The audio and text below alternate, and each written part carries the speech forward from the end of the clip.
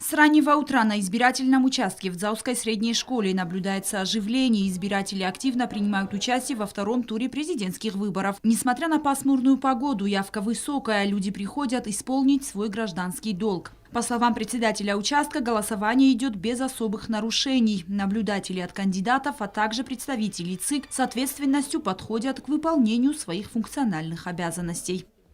Люди идут в хорошем настроении, нормально, доброжелательное отношение друг к другу.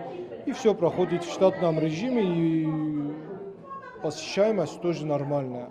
Процентность точно пока не могу сказать, но к 10 часам было где-то около 100 человек уже, к 10 часам. Соответственно, сейчас уже больше намного. По нашим спискам 663 человека должны проголосовать. Нарушений не было, абсолютно ровно у нас проходит на данный момент все. Сегодня народ Южной Осетии снова должен сделать важнейший политический шаг – выбрать руководителя республики на последующие 5 лет. По мнению избирателей, каждый должен сделать свой выбор и принять участие в процессе голосования.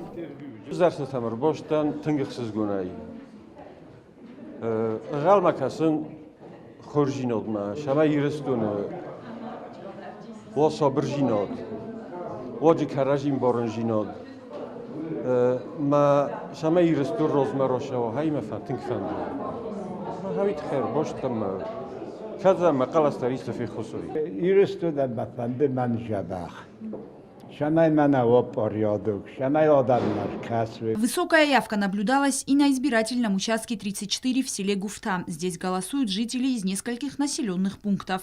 34-й участок там. Гуфта администрация. Хавиам шепаркаве Гуфта база и трописмаши хантури.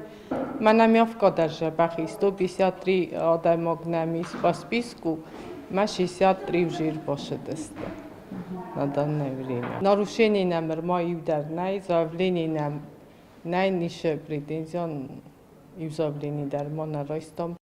Каждый голос имеет значение, поэтому у граждан республики есть возможность сделать свой выбор до 8 часов вечера. Роза Тедеева, Арнольд Харебов. Информационный выпуск сегодня.